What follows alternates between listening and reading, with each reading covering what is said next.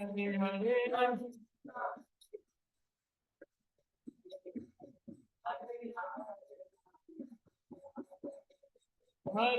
हरे कृष्णा कृष्णा कृष्णा हरे हरे हरे राम राम राम हरे हरे हरे कृष्णा कृष्णा कृष्णा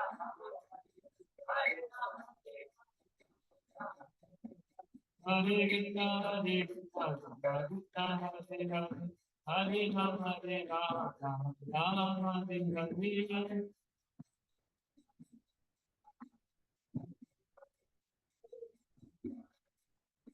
हरे कृष्णा कृष्णा कृष्णा हरे हरे हरे राम हरे राम हरे हरे हरे कृष्णा कृष्णा हरे हरे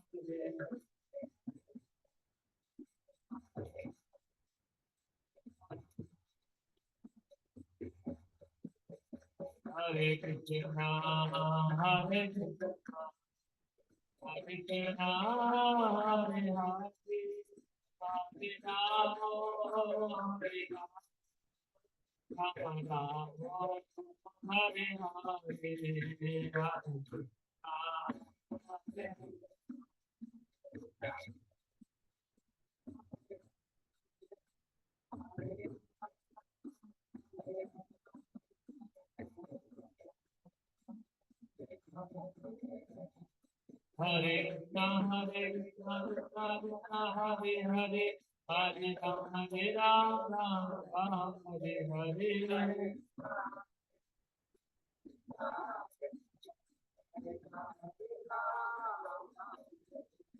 हरे कृष्णा कृष्णा कृष्णा हरे हरे हरे राम राम राम हरे हरे हरे कृष्णा कृष्णा कृष्णा हरे हरे हरे राम राम राम हरे हरे हरे कृष्णा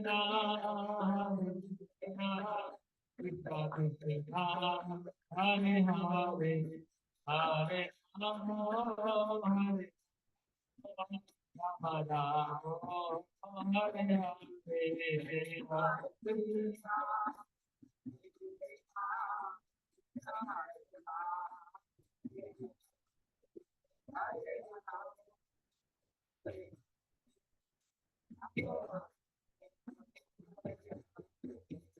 जय राधा राधे हरे राधा राधे हरे राधे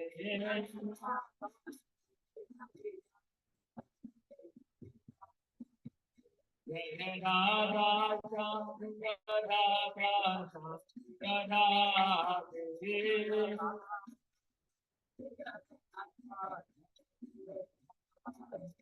जय जगन्नाथ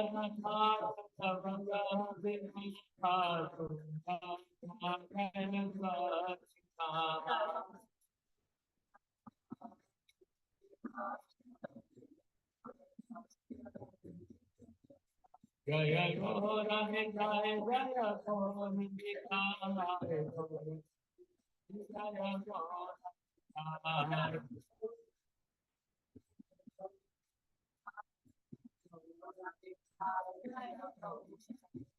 जय जय गौर जय गौर हरि बोल हरि बोल हरि बोल हरि बोल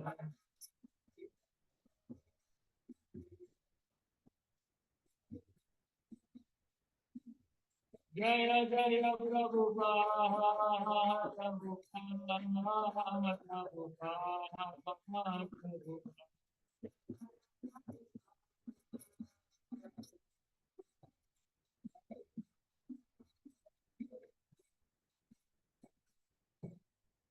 नाम संकीर्तन की जगत गुरु श्रील प्रभुपाद की ताई गौर प्रेमानंदे हरि हरि बोल हरे कृष्णा हरे कृष्णा स्पॉटलाइट कर दिया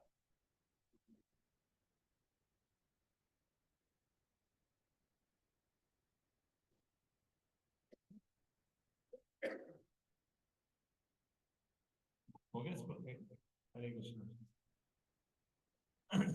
आवाज आ रही है ऑनलाइन क्लियर? सभी लोग चैट बॉक्स में वाई लिख सकते हैं, यस लिख सकते हैं अगर आवाज ठीक आ रही है तो। हरे कृष्णा। सभी को आ रही है ऑनलाइन? कोई कुछ बोल ही नहीं रहा है।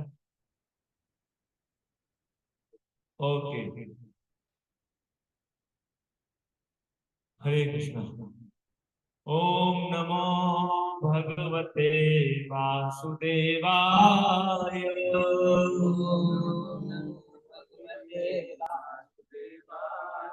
ओम नमो भगवते वासुदेवाय।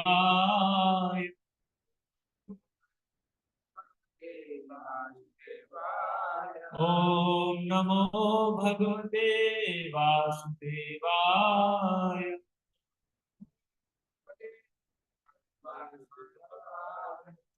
नारायणं नमस्कृत्य नरं चैव नरोत्तमं देवीं सरस्वतीं व्यासं ततो जयमुदीरये। नष्टप्रायेषु भद्रेषु नित्यं भागवत सेवया भगवते उत्तम श्लोके भक्तिर्भवति नैष्ठकी।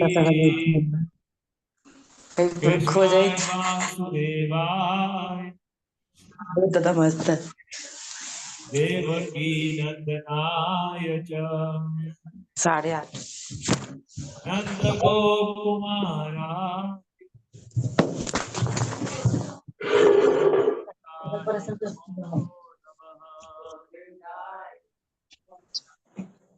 ग्रंथाश्रम ये लाइट एक नहीं सो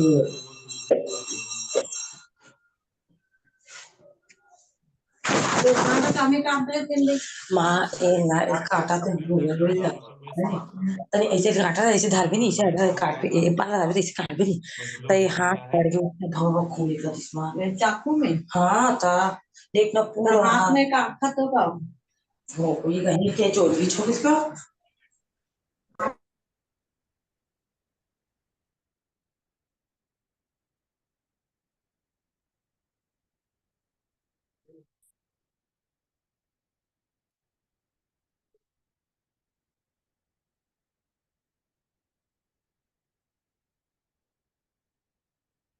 हरे कृष्ण।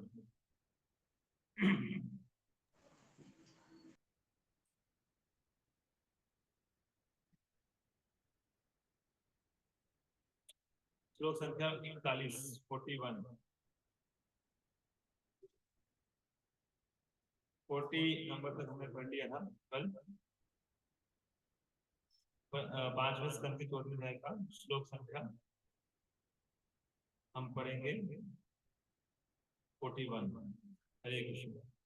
ओम ज्ञानतिमिरान्धस्य ज्ञानाञ्जनशलाकया चक्षुरुन्मीलितं येन तस्मै श्रीगुरुवे नमः। श्रीचैतन्यमनोभीष्टं स्थापितं येन भूतले स्वयं रूप दाति सवदान्तिकं वन्देऽहं श्रीगुरो श्रीयुतापदकमलं श्रीगुरु वैष्णवांश्च श्रीरूपं साग्रजातं सहगण रघुनाथान्वितं तं सजीवं साद्वैतं सावधूतं परिजन सहितं कृष्ण चैतन्य देवं श्री राधा कृष्ण पदान् सहगण ललिता श्री विशाखान्वितांश्च हे कृष्णा करुणा सिंधु दीनबन्धु जगत्पते गोपेश गोपिका कान्त राधा कान्त नमोस्तुते।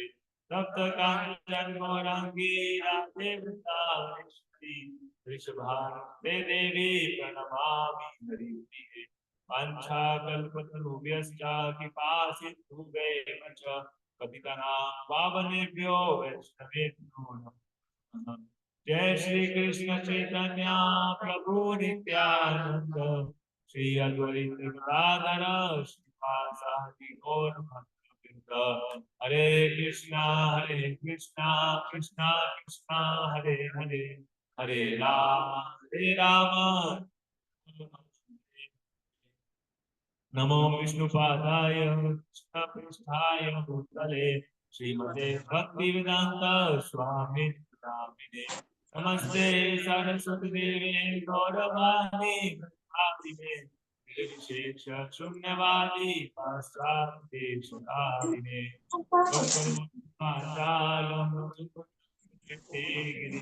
कृपातमहं वन्दे श्रीगुरुं दीनकारणम् परमानंद माधवम श्री चैतन्य।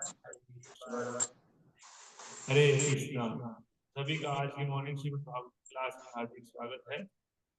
रामेश्वर को आगे आइए, इधर आ जाइए, पीछे पीछे बैठे। हरे कृष्ण। तो हमने जो वैष्णव गीत है उसका हम मीनिंग पढ़ेंगे। हे हरि, कब वह दिन आएगा जब मेरी विशुद्ध वैष्णव से आसक्ति होगी, अतएव मेरी भौतिक विषय वासना क्षीण हो जाएगी। ये भक्तिविनोद ठाकुर जो है प्रार्थना कर रहे हैं, इसको बोलते हैं लालसामयी प्रार्थना। लालसामयी प्रार्थना है। लालसा मतलब क्या होता है? लोल्यम, है ना। लालसा मतलब इच्छा, लालसा। अंदर बहुत सारी लालसाएं होती है ना, भौतिक लालसाएं होती है। तो भौतिक लालसा को छोड़ के आध्यात्मिक स्पिरिचुअल लालसाएं विकसित करनी चाहिए।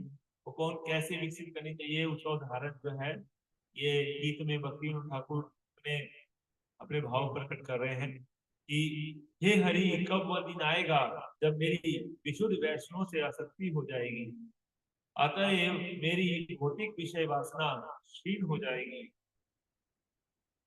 मेरी आंतरिक मानसिकता और बाह्य आचरण परस्पर विरोधी नहीं रहेंगे। इसी को बोलते हैं कि आंतरिक मानसिकता और बाह्य आचरण परस्पर विरोधी नहीं रहेंगे। मतलब कि कब मेरा हृदय जो है वो क्या हो जाएगा? शुद्ध हो जाएगा और सरल हो जाऊंगा मैं। सिंपलिसिटी, है ना।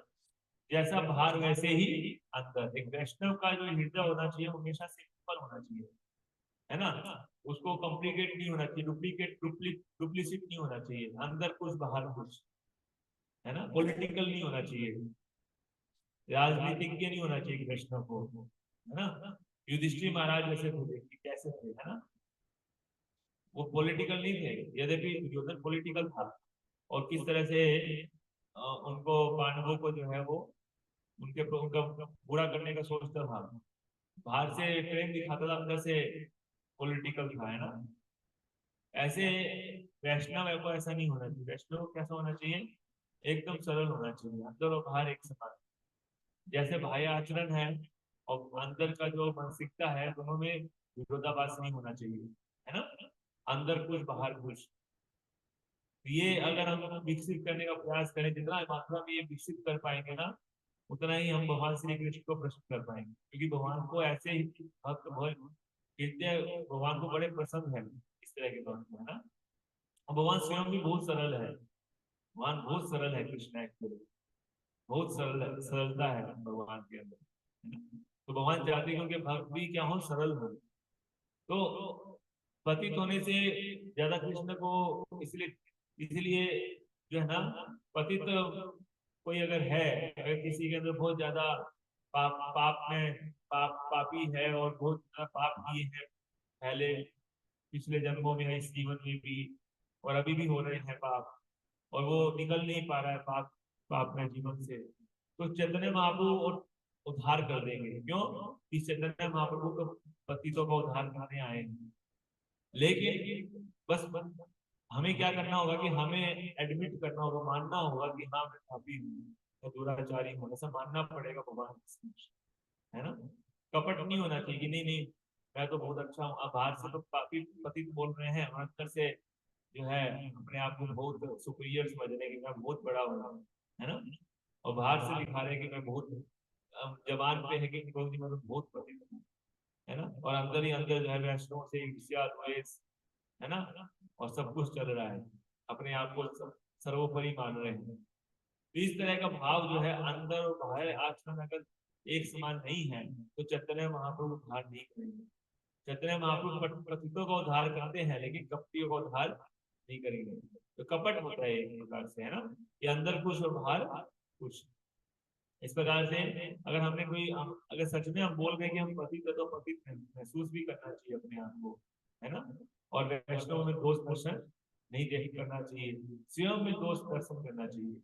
यहाँ यही बता रहे हैं कि कब मेरी आंतरिक मानसिकता और बाह्य आचरण परस्पर विरोधी नहीं रहेंगे, मैं स्वयं को मान की इच्छा न रखते हुए अन्यों को सदैव सम्मान देने को तत्पर रहूंगा।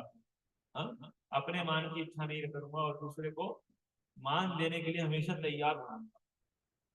मेरे को कोई मान नहीं भी देगा तो कोई, मैं उससे ज्यादा परवाह ना करते हुए दूसरे को हमेशा मान देने के लिए तैयार रहूंगा। कब वो दिन आएगा?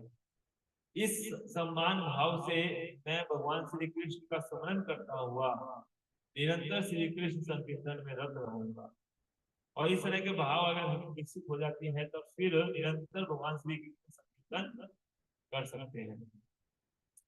इस भाव से मैं भगवान का स्मरण होगा फिर कृष्ण का, है ना। किनादपि सुनीते तरोरपि सहिष्णुना अमानी न मानतेन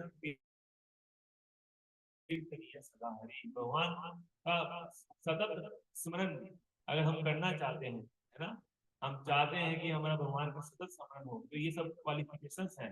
अंदर और बाहर समानता, अंदर और बाहर का जो आचरण समान होना चाहिए, है ना। और दूसरा क्या बताया? अपने मान की इच्छा न करते हुए दूसरे को हमेशा सम्मान देने की तैयार रहना चाहिए। और तीसरा क्या बताया कि हाँ, यही बताया दो चीज, है ना। क्या क्या? एक तो अंदर और बाहर समानता पहला, दूसरा चीज क्या बताया कि अपने मान की इच्छा न रखते हुए दूसरे को मान देना, है ना। अंदर और बाहर समान भी हम तभी हो पाएंगे जब हमारे अंदर सहनशीलता है। ये तो अंदर और बाहर समान कैसे हो सकते हैं, है ना। क्योंकि थोड़ा सा भी कोई अगर हमें कुछ बोल देगा, हमें उसके पीछे उसके प्रति हमारे मन में क्या आता है? गलत भाव आ जाता है ना। तो गलत भाव अगर आ भी गया है तो हमें तुरंत स्ट्रेट फॉरवर्ड बता देना चाहिए। ऐसा नहीं सोचना चाहिए कि बाहर से फिर भी मीठा मीठा बोल रहे हैं और अंदर से अंदर या ग्रज रख रहे हैं। अगर हमारे मन में किसी के प्रति कोई गलत भाव आ गया है तो उसी वैष्णव के सामने जाके बोल देना चाहिए और किसी को नहीं बोलना चाहिए, ठीक है। इधर उधर सामने बोल देना चाहिए जाके, प्रभु जी मेरे को है ना आपका ये बात अच्छी नहीं लगी, प्रभु जी आपने मेरे से उस दिन अपने ऐसे बोल दिया था, मेरे को बहुत बुरा लग गया। ये है सरलता, समझ गए बात? यानी कि इधर उधर बोल रहे हैं उसको छोड़ के, उसकी चुगली उसके सामने, उसकी चुगली उसके सामने, ऐसा नहीं होना चाहिए, है ना। वैष्णवता क्या है कि अगर हमें कोई बात किसी की बुरी लगती है, कोई अगर हमें कुछ बोल देता है, हमारे हृदय दुखा देता है, तो उसी वैष्णव के सामने जाके बताना चाहिए और किसी को नहीं, ऊपर नीचे कहीं नहीं, है ना। ना तो सीनियर को बताइए, ना जूनियर को बताइए, ना को बताइए, केवल और केवल उसी वैष्णव को बताइए। अगर हम ऐसा करते हैं तभी सरलता है, अन्यथा वो सरलता नहीं होगी, कपट होगी, है ना। तो इसलिए हमें इस बात का ध्यान रखना, अगर हम सतत से कृष्ण का स्मरण करना चाहते हैं लगातार, तो इसके लिए क्वालिफिकेशन है, ये सब क्वालिफिकेशन हमें विकसित करनी पड़ेगी, ठीक है। मैं अपने शारीरिक क्रियाकलापों को केवल अपने शरीर और आत्मा को एक साथ रखने के लिए ही संपादित करूंगा। जितने भी शारीरिक क्रियाकलाप है वो मैं केवल शरीर और आत्मा को एक साथ रखने के लिए ही बस मैं संपादित करूंगा। इससे ज्यादा मेरे को कोई ज्यादा मेरे को मेरे अंदर भौतिक इच्छा नहीं है, लेकिन केवल ये इच्छा है कि मैं अपने शरीर और आत्मा को एक साथ रख सकूं। बस इतना मैं फैसिलिटी, इतना मेरे को बस धन मिल जाए, इतना खाने को मिल जाए, बस काफी है, वो बहुत ज्यादा नहीं चाहिए। केवल मैं उसके लिए केवल मैं शारीरिक कार्यकलाप करूंगा, अदरवाइज मैं क्या करूंगा? केवल भगवान की भक्ति पे ध्यान दूंगा। जो भी कार्य कृष्ण भक्ति के अनुकूल होंगे उन्हें ही स्वीकार करूंगा। मैं दृढ़ता पूर्वक उन समस्त वस्तुओं को त्याग दूंगा जो भक्ति के प्रतिकूल है। इस प्रकार श्री भगवान की आराधना करते हुए उपयुक्त समय आने पर मैं इस भौतिक देह को त्याग दूंगा। समय आने पे इस प्रकार से भगवान की आराधना करते हुए समय आएगा एक दिन और मैं इस भौतिक देह को त्याग दूंगा। हमें से प्रत्येक को ये भौतिक देह का त्याग करना है। हम लोग को भी यही भाव रखना चाहिए कि मैं अनुकूल परिस्थिति को हमेशा स्वीकार करूं जो कृष्ण भक्ति के अनुकूल है, और जो प्रतिकूल है उसको त्याग दूं। और इस प्रकार से भगवान का स्मरण और आराधना करते करते ही मेरे जीवन में अंतिम सांस तक जो है इसी प्रकार मेरा जीवन हो। इस प्रकार अभिलाषा करते हुए श्री भक्तिनाथ ठाकुर गोदलू वन में बैठे हुए हैं। वे भगवान की कृपा पर आस लगाए हुए व्याकुल है, व्याकुलता है ना, वे भगवान की कृपा पर आस लगाए हुए व्याकुल है एवं निर्जन स्थान में निरंतर रोते हैं। निर्जन स्थान में जहाँ कोई ना हो, ऐसे स्थान में अगर किसी भक्त की आंखों में अश्रु आता हो, इस प्रकार से सोच के कि प्रभु कब मेरे को आपकी कृपा मिलेगी, ये सब गुण मेरे अंदर कब आएंगे, तो वास्तव में समझिए कि तब हमारी प्रार्थना भगवान सुनेगी, है ना। निर्जन स्थान में होना चाहिए, सबके सामने, है ना, निर्जन स्थान में, और भगवान की कृपा पे आस लगाए हुए व्याकुलता हमारे हृदय में होनी चाहिए। भगवान, अरे मेरा मेरा हृदय व्याकुल होना चाहिए। अगर जिस दिन हमारा जब अच्छे से नहीं हो रहा है, व्याकुल व्याकुल हो जाना चाहिए हृदय, अरे आज मेरा तब अच्छे से नहीं हो पाया है। अगर मेरा माला नहीं हो रहा सुबह मॉर्निंग में, तो व्याकुलता रहनी चाहिए, अरे मेरे आज माला नहीं हो पा रही है ना, कब मैं जल्दी से जल्दी अपनी माला को कंप्लीट करूंगा। इस प्रकार से व्याकुलता, अगर श्रवण नहीं हो पाया, हियरिंग नहीं हो पाया, रीडिंग नहीं हो पाया, तो व्याकुलता हृदय में होनी चाहिए। तो ऐसे व्याकुलता जब रहेगी ना, तो वही भक्ति का लक्षण है।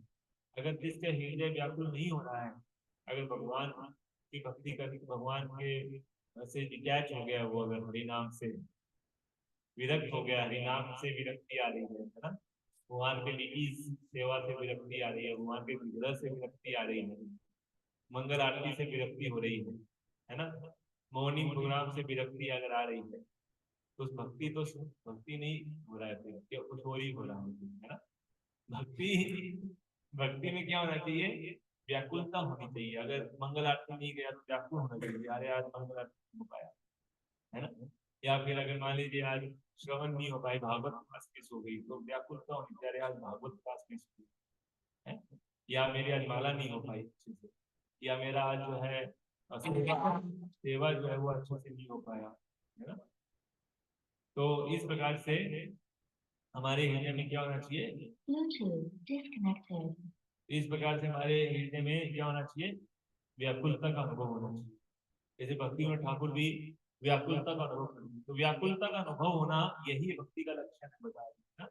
इसी को लोल्यम बोलते हैं, ये इसी को क्या बोलते हैं, लोल्यम, है ना, लोल्यम।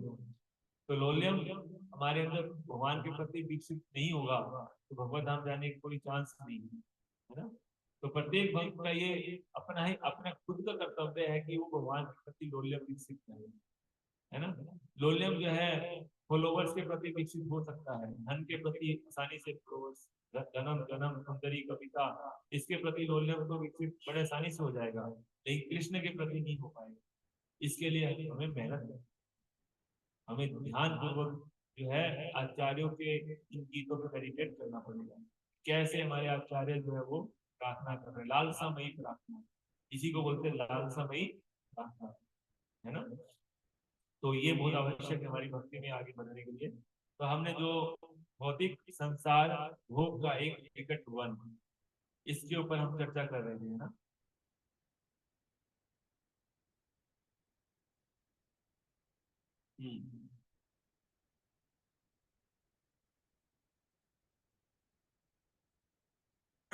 आगे हम बढ़ रहे हैं इसमें।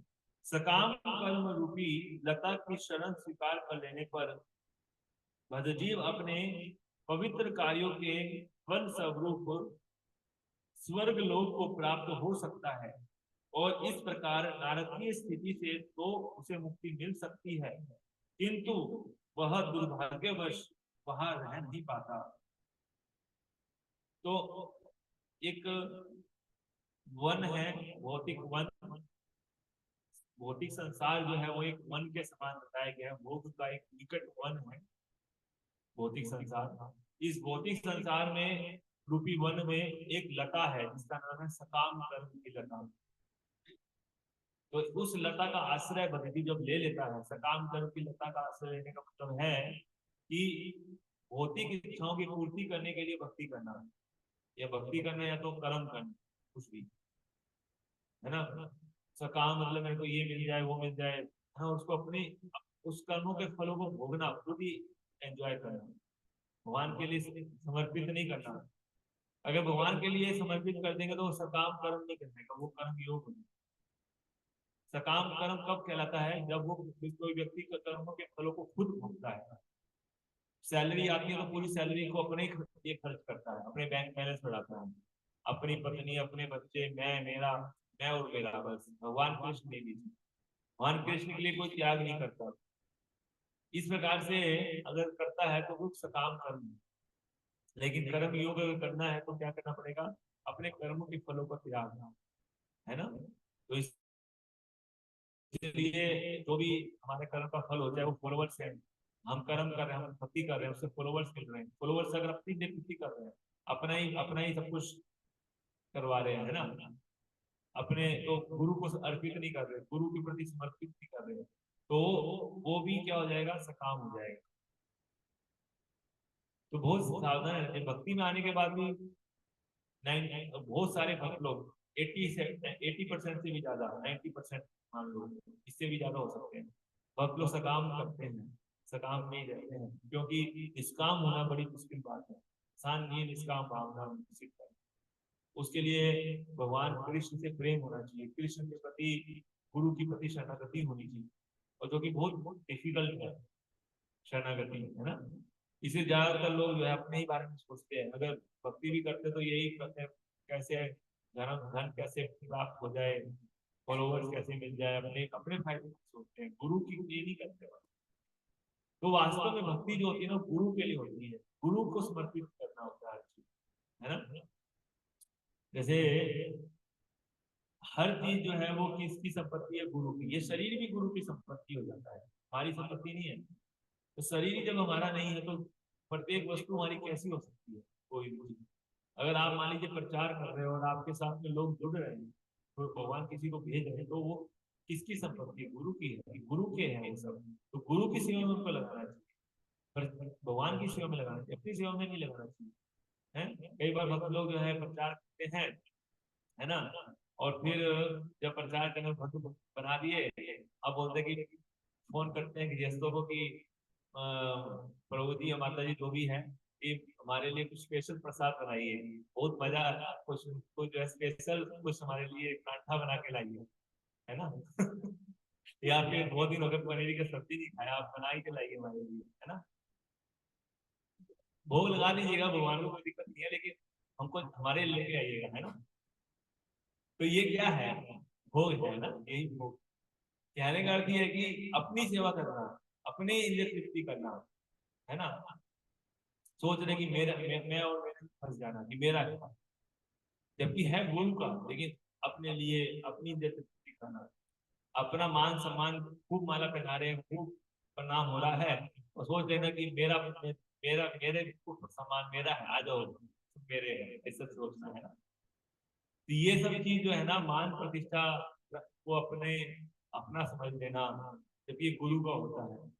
प्रणाम अगर कर तो गुरु को कर, गुरु को ट्रांसफर करना चाहिए, गुरु का ही है, अब तो कुछ है ही नहीं, ट्रांसफर क्या करना है, एक गुरु का ट्रांसफर तो जब हमारा होगा, हमारा कुछ है ही नहीं। हमेशा इसी चेतना में रहना चाहिए, जब शरीर ही मेरा नहीं है तो कोई भी वस्तु मेरी कैसे हो सकती है संसार में, है ना। चाहे हम प्रचार कर रहे हैं, उससे हमको फॉलोवर आ रहे हैं, फॉलोवर्स मिल रहे हैं, धन आ रहा है बहुत ज्यादा, आप फंड कलेक्ट कर रहे हो, सेंटर चला रहे हो, धन आएगा, धन के इंद्र तृप्ति में लगाए जा सकते, है ना।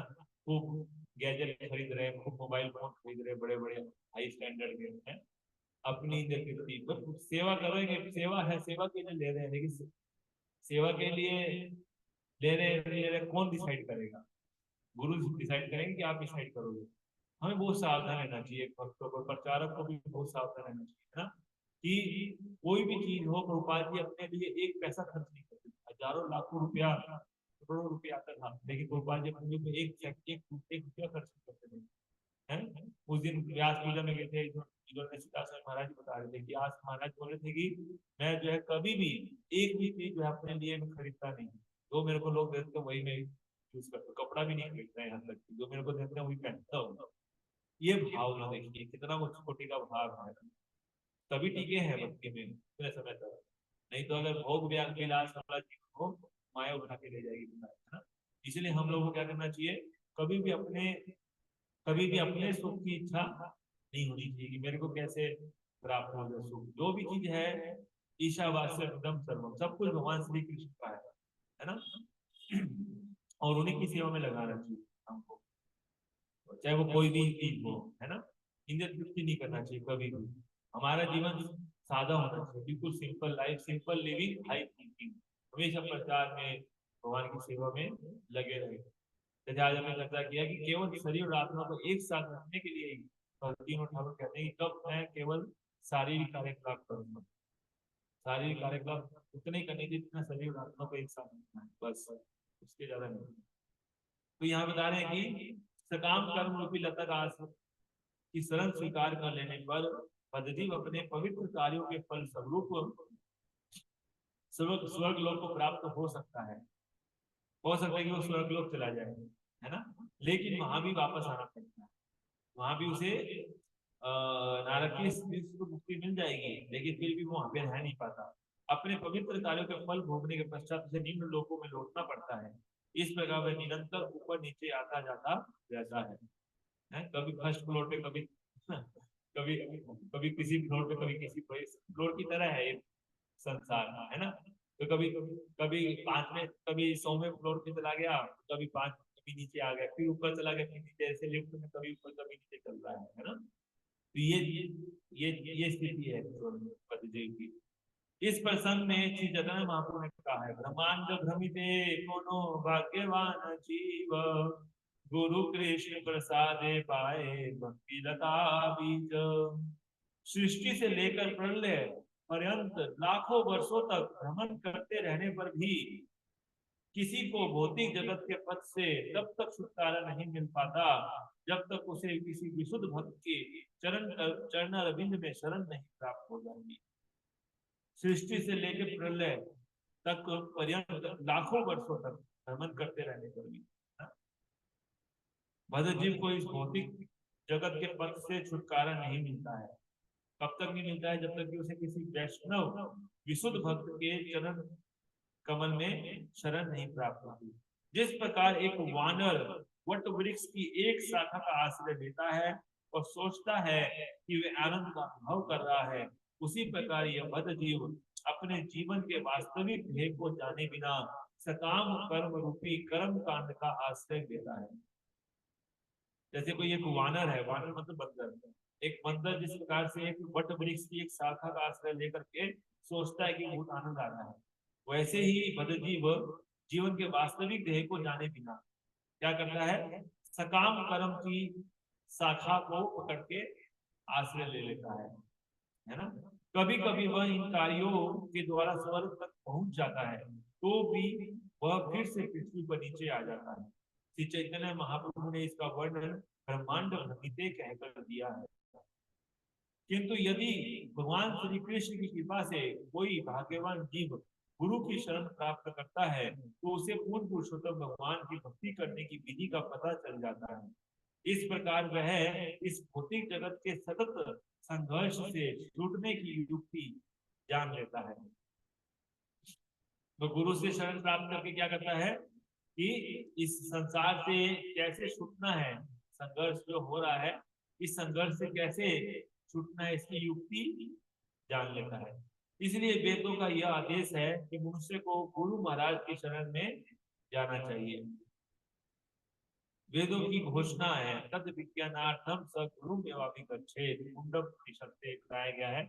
इस प्रकार श्रीमद् भगवद गीता में भी भगवान कहते हैं, भगवान का उपदेश है, तद विधि प्रणिपातेन परिप्रश्नेन सेवया उपदेक्ष्यन्ति ते ज्ञानम ज्ञानिनस्तत्त्वदर्शिनः। सद्गुरु के शरणागत होकर सत्य सीखने का प्रयास करो, उससे उनसे विनम्र भाव से जिज्ञासा करो और उनकी सेवा करो। वे तत्व को जानने वाले आत्मज्ञानी महापुरुष तेरे लिए ज्ञान का उपदेश करेंगे। तो भगवान इस प्रकार से जो है भगवत गीता में कहते हैं कि गुरु के पास जाके विनम्र भाव से जिज्ञासा करनी चाहिए, उनकी सेवा करनी चाहिए, उनके शरणागत होना चाहिए, और वो हमको उपदेश देंगे, और उनके उपदेश को हम क्या कर पाएंगे, उससे हमारे जीवन में परिवर्तन आएगा। तो गुरु के उपदेशों से जीवन में परिवर्तन उतना ही आता है जितनी मात्रा में हम गुरु के प्रति शरणागत होते हैं। गुरु के उपदेश गुरु देते हैं, लेकिन वो उपदेश हमारे किसी काम के नहीं है। क्यों? जब तक हमारे अंदर शरणागति नहीं है। तो गुरु उपदेश दे रहे हैं, वो ऊपर से निकल जाएगा उपदेश, है ना, काम नहीं आएगा वो, हमारे जीवन में कोई चेंज नहीं ला सकता। जीवन में परिवर्तन कब आता है? जब हमारे अंदर गुरु की बात की महत्व होती है, इंपोर्टेंस होती है गुरु की बात की। वो कब होती है? जब हम शरणागत होते हैं, है ना। तो श्रीमद् भागवत में इसी प्रकार का उपदेश है। तस्मात् गुरुं प्रपद्येत जिज्ञासु श्रेय उत्तमम् शाब्दे परे च निष्णातं ब्रह्मणयो उपम उपशमाश्रयम्। सच्चा सुख प्राप्त करने के आकांक्षी व्यक्ति को चाहिए कि वह प्रमाणिक गुरु की खोज करे और दीक्षा के द्वारा उनकी शरण ग्रहण करे। उसके गुरु में यह विशिष्टता होनी चाहिए कि उन्होंने धर्म ग्रंथों के सार को सावधानी पूर्वक अनुभव कर लिया हो और वे अन्य लोगों को भी इसकी प्रतीति करा सके। ऐसे महान पुरुष जिन्होंने समस्त भौतिक विचारों को त्याग कर परमेश्वर की शरण प्राप्त कर ली है, प्रमाणिक गुरु माने जाने चाहिए। तो ये बता रहे हैं कि गुरु की विशेषता क्या है। गुरु तो कई सारे लोग, हिंदू में बहुत सारे ऐसे लोग हैं जो गुरु बना लेते हैं ना, लेकिन वो प्रमाणिक नहीं होते। तो प्रमाणिकता होनी चाहिए। कलयुग में क्या है, नकली माल बहुत बिकता है, असली माल नहीं। असली माल बहुत रेयर है, मिलेगा आपको, शुद्ध माल नहीं मिलेगा कहीं भी। डुप्लीकेट, उसमें मिलावट हर जगह आपको हर एक चीज मिलेगी कलयुग में, है ना। तो लोग जो है नकली माल के पीछे चले जाते हैं, ज्यादातर लोग उसमें भी भटक जाते हैं। बहुत ही रेयर ही किसी को प्रमाणिक गुरु की प्राप्ति होती है, जैसे कि चैतन्य महाप्रभु ने बोला, ब्रह्मांड ब्रह्मी से कोई भाग्यवान नहीं होता है ना। तो इसलिए गुरु की पहचान करनी। गुरु की पहचान क्या है कि वो धर्म ग्रंथों के सार को सावधानी पूर्वक अनुभव किया है उसने, और वे अन्य लोगों को भी इसकी प्रतीति करा सके। मतलब वो 4 नियम फॉलो करने वाला होना चाहिए। उसको खुद को गुरु भी 4 नियम फॉलो करे अच्छे से, है ना। और उसको उसको देख करके जो है बाकी जो उसके फॉलोअर्स हैं वो भी 4 नियम फॉलो करने के लिए तैयार हो जाए। श्रील प्रभुपाद जी अमेरिका जाकर के उन्होंने अमेरिकी और पूरी दुनिया में जो है 4 नियम फॉलो करवाए, जो कि असंभव कार्य था एक प्रकार से। तो इससे प्रमाणिकता सिद्ध होती है ना। दूसरा क्या बता रहे हैं कि ऐसे महान पुरुष जिन्होंने समस्त भौतिक विचारों को त्याग कर परमेश्वर की शरण ग्रहण कर ली है। सारे भौतिक विचार को त्याग हो जाना चाहिए। गुरु को कभी सांसारिकता में उलझा नहीं होना चाहिए, पॉलिटिक्स में लगे हुए हैं, ऐसा नहीं होना चाहिए, है ना। उसको एकमात्र उसका ये है कि उसको केवल संबंध भगवान कृष्ण की भक्ति से होता है। जनरली पॉलिटिक्स वगैरह में उसको ज्यादा इंटरेस्ट नहीं होता है, डिपेंड नहीं होता वो पॉलिटिक्स पे। श्रील प्रभुपाद जी जब पहली बार मिले थे भक्ति सिद्धांत सरस्वती ठाकुर से, तो भक्ति सिद्धांत सरस्वती ठाकुर जो है वो बता रहे थे कि प्रभुपाद जी को उपदेश दिए कि तुम्हें जो है पूरी दुनिया में जाके कृष्ण चैतन्य महाप्रभु के संदेश का प्रचार करना चाहिए। तो प्रभुपाद जी उस समय पॉलिटिक्स में जुड़े हुए थे, गांधी जी के आंदोलन थे। प्रभुपाद जी बोले कि अरे कौन सुनेगा चैतन्य महाप्रभु के संदेश को, पहले तो देश को आजाद होना चाहिए। तो भक्ति सिद्धांत सरस्वती ठाकुर ने क्या कहा कि पॉलिटिकल सिचुएशन कुछ भी हो, कृष्ण भावना में जो है वो किसी का वेट नहीं कर सकता। तो सब कृष्ण भावना में जो है वो इस सब सिचुएशन पे डिपेंड नहीं करता है कि पॉलिटिकल सिचुएशन क्या है। वो तो अर्जेंसी है, जीव के संसार में प्रचार अर्जेंसी है, उसे करना ही चाहिए, है ना। तो क्या हुआ, लेक्चर में नहीं है? अच्छा, तो ये जो है क्या है, अर्जेंसी है, ठीक है। तो इसलिए डिपेंड नहीं करता कि पॉलिटिकल सिचुएशन के ऊपर। इसलिए भक्ति सिद्धांत महाराज डिपेंड नहीं पॉलिटिकल सिचुएशन के ऊपर, है ना। वो एक प्रकार से जो कृष्ण भावनामृत है वो तो एरोप्लेन की तरह है ना। और जो पॉलिटिकल सिचुएशन है ये रोड पे चलने के समान है। तो रोड पे चलने के जो नियम है वो हवाई जहाज के भाग होते हैं क्या? मान लीजिए रेड लाइट है यहाँ पे, रोड पे रेड लाइट है, हवाई जहाज रुकेगा क्या रेड लाइट पे? हवाई जहाज के लिए वो नियम लागू नहीं होते। कृष्ण भावनामृत क्या वो इससे परे है, पॉलिटिकल और भौतिक सिचुएशन, हर प्रकार की भौतिक सिचुएशन से परे है कृष्ण भावनामृत। किसी का पेट नहीं कर सकता वो, है ना। तो इसलिए किसी पे डिपेंड नहीं है। तो इसी प्रकार महान वैष्णव श्री विश्वनाथ चक्रवर्ती ठाकुर का उपदेश है, यस्य प्रसादात् भगवत प्रसाद। शिव गुरु की कृपा से श्री कृष्ण की कृपा प्राप्त होती है। श्री चैतन्य महाप्रभु ने भी यही उपदेश दिया है, गुरु कृष्ण प्रसादे पाए भक्ति लता बीज। यह आवश्यक है, मनुष्य को चाहिए कि वह कृष्ण भावना में तक आए और शुद्ध भक्ति की शरण में जाए।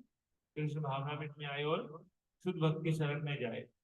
इस प्रकार वह भवबंधन से छुटकारा पा सकता है। इस प्रकार जो भवबंधन से छुटकारा पाया जा सकता है। तो जड़ भरत के उपदेशों का सार सुना चुकने के पश्चात श्रील सुखदेव गोस्वामी ने कहा, प्रिय राजा परीक्षित, जड़ भरत द्वारा निर्दिष्ट पथ श्री भगवान के वाहन द्वारा अनुगमन किए गए पथ के तुल्य है।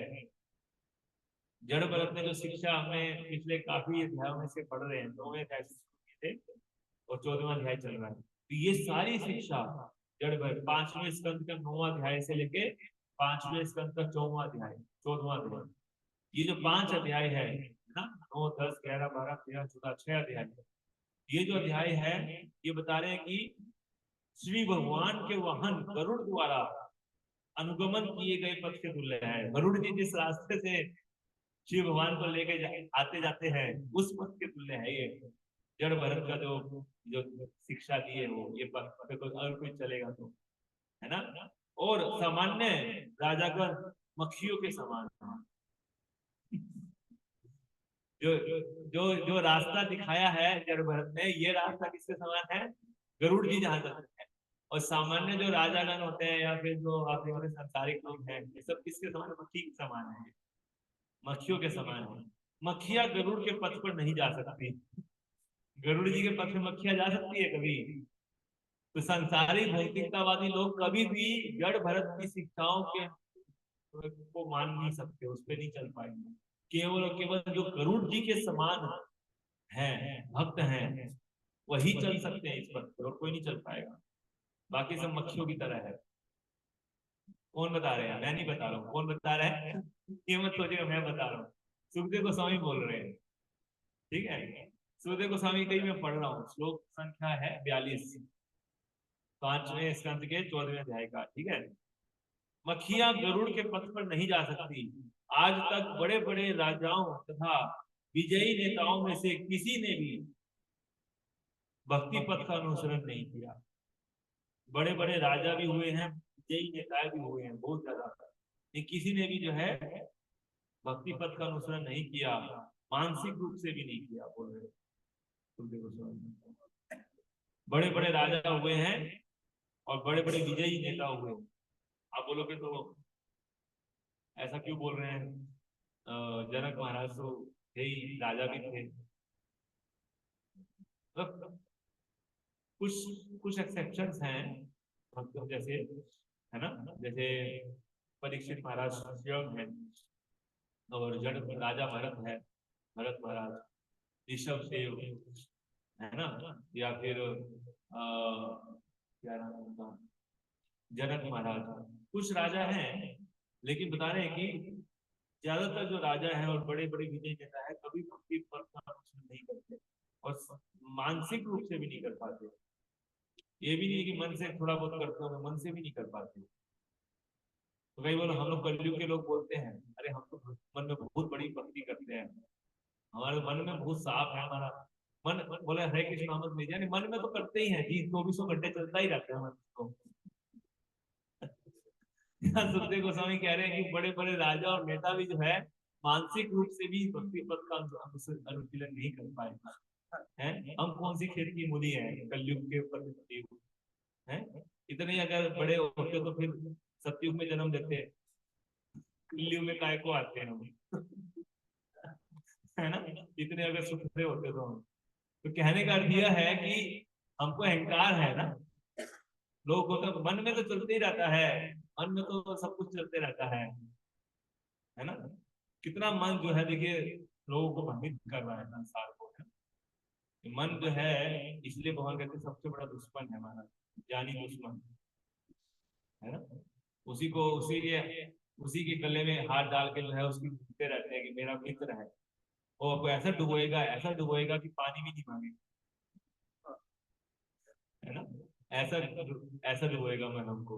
डुप्लीसिट है सबसे बड़ा डुप्लीसिट, जैसे बोला अंतर बहिर सम व्यवहार, हमने शुरू में चर्चा किया, लेकिन मन उससे अपोजिट है, डुप्लीसिट है मन हमारा। समझ गए बात?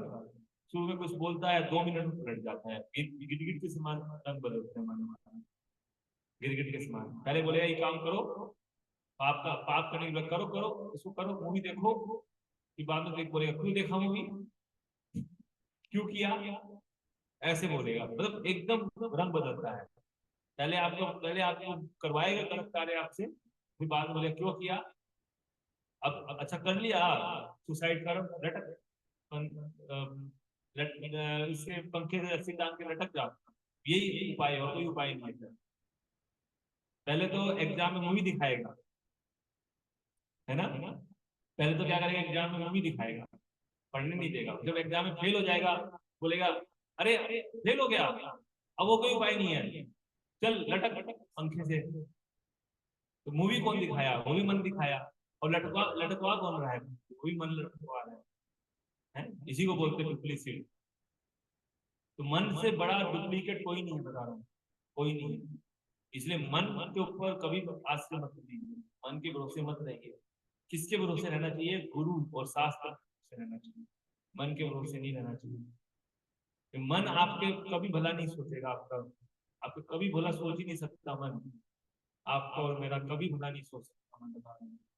इसलिए मन के भरोसे, मन में अगर मन कुछ बोलता है तो उसको हमेशा डाउट करना चाहिए कि सही नहीं बोल सकता है, कभी अच्छी चीज नहीं बोल सकता, क्योंकि अभी क्या इस मन में अनेक प्रकार के दुख हैं, काम क्रोध द्वेष, क्या अच्छा करे। इसलिए हमेशा गुरु के निर्देश को पालन करना चाहिए, शास्त्र जो बोल रहा है वो करना चाहिए, है ना? और इस मन को तो जूते मारना चाहिए, जूते और चप्पल से इसकी खूब धुनाई करनी चाहिए, हरे कृष्ण महामंत्र लेकर के, है ना? ये हरे कृष्ण महामंत्र लेते तो इस मन का हालत खराब हो जाती है, क्योंकि ये इसका उपचार करने का ये उपचार है इस मन का, लेकिन ये मन उपचार चाहता नहीं है। हाँ, इसलिए इस मन को क्या करना है, इसको पूरा पीटना है हरे कृष्ण महामंत्र के लेके। हरे कृष्ण महामंत्र पीटने की समान है इस मन को, जब लेते हैं इसको ध्यान पूर्वक लेते हैं, इस मन को सुनाते हैं हरे कृष्ण महामंत्र, तो फिर इसकी पिटाई होती है, इसकी धुनाई होती है, और फिर ये शुद्ध होता है, इसका शुद्धिकरण होता है। ठीक है? तो यहाँ पे बता रहे हैं कि श्रीमद भगवद गीता में भगवान श्री कृष्ण कहते हैं मनुष्य नाम सहस्रेशु कश्चित् सिद्धये यत्तामपि सिद्धानाम कश्चिन् मां वेति तत्त्वतः। सहस्त्रों मनुष्यों में से कोई एक पूर्णता प्राप्त करने के लिए प्रयत्नशील होता है, तो हजारों मनुष्यों में से कोई एक वास्तव में पूर्णता प्राप्त करने के लिए सोचता है, प्रयत्नशील होता है। हजारों में से, हजारों मतलब कितना, मतलब 99,000 लोग, 99,999 में से एक व्यक्ति। सहस्त्रों बोल रहे हैं, सहस्त्रों का क्या मतलब, हजारों मतलब हजारों मैक्सिमम कितना होता है, 99,999। तो 99,999 से एक व्यक्ति केवल ये सोचता है कि भाई वो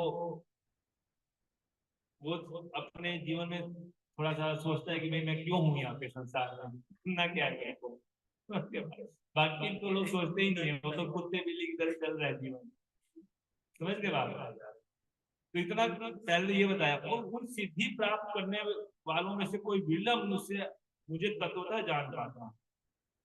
और ऐसे लोग जो कि थोड़ा बहुत प्रयास में लगे हुए हैं, ऐसे में भी हजारों में से कोई एक व्यक्ति वास्तव में भगवान को जान पाता है।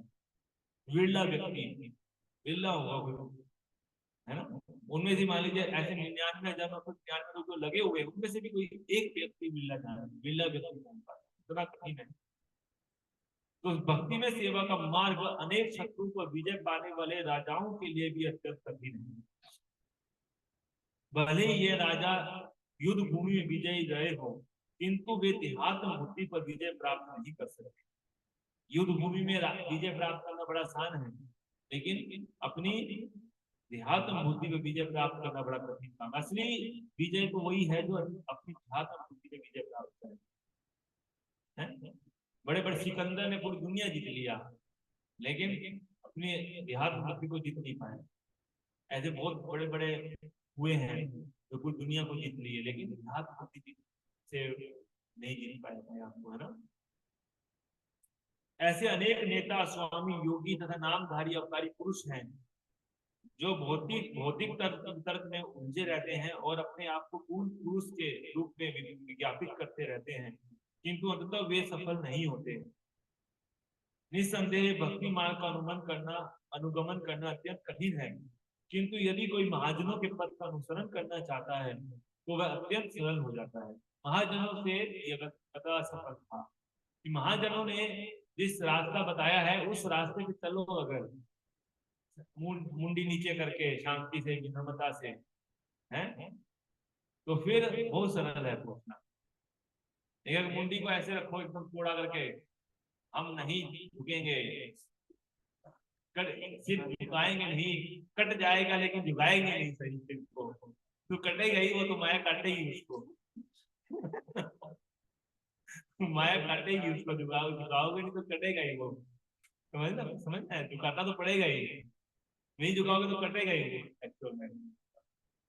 सिर कटा सकते हैं लेकिन झुका नहीं सकते, ये फेमस है ना। तो कहने का यह है कि किंतु यदि महाजनों के पद का अनुसरण करना चाहे तो वह अत्यंत सरल हो जाता है ना। इस युग में श्री चैतन्य महाप्रभु का पथ उपलब्ध है, जिनका आविर्भाव पतित आत्माओं के उद्धार के लिए हुआ है। यह पथ इतना सरल एवं सुगम है कि कोई भी श्री भगवान के नाम जप करके इसे ग्रहण कर सकता है। हरे नाम हरे नाम एव केवलम कलौ नास्त्येव गतिरन्यथा। हमें संतोष है कि कृष्ण भावनामृत आंदोलन द्वारा इस पथ का उद्घाटन किया जा रहा है, क्योंकि अनेक यूरोपीय तथा अमेरिकी युवतियां इस दर्शन को गंभीरता से ग्रहण कर रहे हैं और क्रमशः पूर्णता प्राप्त कर रहे हैं। तो अमेरिकी और यूरोप में तो युवक और युवतियां कर रहे हैं इस पद को ग्रहण, एक भारत में क्यों नहीं कर रहे हैं बताइए। विदेश में तो खूब चल रहा है, विदेश में तो इतना प्रचार होता है, इतना विदेशी लोग तो कर रहे हैं, क्योंकि विदेशी लोग में कपट नहीं है, स्ट्रेट फॉरवर्ड है, they are very straightforward, कपट नहीं उनके अंदर भाई, अलग अलग नहीं होते वो लोग, डुप्लीकेट नहीं होते, इसे चैतन्य महाप्रभु की कृपा करते। लेकिन भारत के वासी क्या है ना, अंदर कुछ बाहर कुछ, कपट है हृदय में, कपट भरा रहता है। इसलिए तो देखिए विदेश में जितना तेजी से प्रचार होता है, भारत में क्यों नहीं होता है। भारत के लोग को भक्त बनाना मुश्किल है, विदेशी लोग भक्त बन जाते हैं। हमारी तो संस्कृति जन्म से कृष्ण राम की भक्ति में रही है, लेकिन फिर क्यों कठिन हो जाता है, क्योंकि भारत के लोगों की मानसिकता बहुत खराब है ना, उसमें कपट भरा हुआ है, कलमस है उसमें। लेकिन विदेशी लोग पापी जरूर हैं, पाप तो जरूर करते हैं, 4 नियम तोड़ते हैं धड़ल्ले से, लेकिन कम से कम वो स्ट्रेट फॉरवर्ड है, बोलते हैं, सामने करते हैं, पाप नहीं करते, पीठ पीछे नहीं करते, छुपा के नहीं करते, सामने करते हैं। और फिर कोई अगर बताता है तो झूठ जाते हैं। जब प्रभुपाद जी ने बताया तो सारे के सारे झुके, सब अमेरिकी यूरोपीय। भारत में तो प्रभुपाद ने सबसे पहले तो भारत में प्रचार किया था 40 साल, कोई झुका कोई नहीं झुका। विदेश में जाके किए तो मात्र थोड़े समय में सब झुके। तो इसलिए विदेशी लोगों को जितनी कृपा मिल रही है चैतन्य महाप्रभु की, भारतीय को नहीं मिल पा रही है। क्यों नहीं मिल पा रही है, यही कारण है, कपट के, अंदर कुछ बाहर कुछ। इसलिए एक वैष्णव को क्या करना चाहिए, स्ट्रेट फॉरवर्ड होना चाहिए, कभी अपने अंदर किसी प्रकार का कलमश नहीं रखना चाहिए। विदेशी लोग ना बात करके देखिए, हमने किया है बात, और देखिए लोग सीधे हैं, बिल्कुल सीधे रहते हैं वो लोग में बहुत ज्यादा डुप्लीसिट नहीं रहता है, डुप्लीकेट नहीं रहते वो लोग, है ना। जो बात आपको एजिटेट बोलते हैं, स्ट्रेट फॉरवर्ड होते हैं, ना। एक भक्त को क्या होना चाहिए, स्ट्रेट फॉरवर्ड होना चाहिए। यस, तो महाराज भरत ने अपनी युवावस्था में ही सर्वस्व का परित्याग कर दिया, क्योंकि वे उत्तम श्लोक पूर्ण पुरुषोत्तम भगवान की सेवा करना चाहते थे, है ना। महाराज भरत ने अपनी युवावस्था में ही सर्वस्व का परित्याग कर दिया, क्योंकि वे उत्तम श्लोक पूर्ण पुरुषोत्तम भगवान की सेवा करना चाहते थे। उन्होंने अपनी सुंदर पत्नी, उत्तम संतान, प्रिय मित्र और अपने विशाल साम्राज्य का परित्याग कर दिया। यद्यपि इन वस्तुओं का त्याग कर पाना अत्यंत कठिन होता है, किंतु जड़ भरत उतने उच्च थे कि उन्होंने इनको उस प्रकार से त्याग दिया जैसे मल त्याग के पश्चात निष्ठा को त्याग दिया जाता है। भरत महाराज ऐसे महान थे, है ना। तो अपनी सुंदर पत्नी, अपने उत्तम संतान, प्रिय मित्र, सब कुछ साम्राज्य को मलवत त्याग दिया। मल को जैसे त्याग के तुरंत प्लस लगा देते हैं उसको, है, वैसे ही कर दिया, प्लस कर दिया पूरा उसको एकदम मलवत। तात्पर्य है परमेश्वर का नाम श्री कृष्ण है, क्योंकि वे इतने आकर्षक हैं कि उनके लिए शुद्ध भक्त इस भौतिक जगत की प्रत्येक वस्तु का परित्याग कर सकता है। भगवान का नाम क्या है, श्री कृष्ण है, क्योंकि वे बहुत आकर्षक है, क्योंकि उनके लिए शुद्ध भक्त इस भौतिक जगत की प्रत्येक वस्तु का परित्याग कर सकता है। महाराज भरत एक आदर्श राजा, देशक और इस दुनिया के चक्रवर्ती सम्राट थे। उनके पास समस्त संसारिक वैभव था, किंतु भगवान श्री कृष्ण इतने आकर्षक हैं कि उन्होंने महाराज भरत से उनका भौतिक ऐश्वर्य त्याग करवा कर अपनी ओर आकृष्ट कर लिया। तो भी न जाने किस प्रकार राजा एक मृग के प्रति वत्सल हो उठे और अगले जन्म में उन्हें पदच्युत होकर मृग देह धारण करना पड़ा। किंतु उन पर भगवान श्री कृष्ण की महती कृपा थी, जिसके कारण वे अपने पद को विस्मृत नहीं कर पाए और वे यह समझते रहे कि किस कारण उनका पतन हुआ है। ये है भक्ति में, अगर हम गिर जाते हैं किसी कारणवश, अगर हम वो सिंसियरली प्रयास कर रहे हैं, तो अगर फिर भी हमारा पथ अगर पूरा नहीं हो पाया जीवन भक्ति में, हाँ, और किसी कारणवश गिर गए, तो भगवान की कृपा रहती है कि हमें अपना पतन का कारण पता रहता है, अगले जन्म में याददाश्त बनी रहेगी, है ना। तो ये विशेष कृपा भगवान की होती है। फलता अगले जन्म में अपनी शक्ति का अपव्यय न करने के लिए महाराज जड़ भरत अपने आप को एक गहरे और डूंगे व्यक्ति के रूप में प्रस्तुत करते रहे। जड़ भरत भी को पता था कि मेरे पिछले जन्म में मैं गिर गया था, इसलिए इस जन्म में शुरू से ही अपने आप को डूंगा और बहरे की तरह लोगों के सामने प्रदर्शित किए। इस प्रकार से वे अपने मन को अपनी भक्ति में केंद्रित कर सके।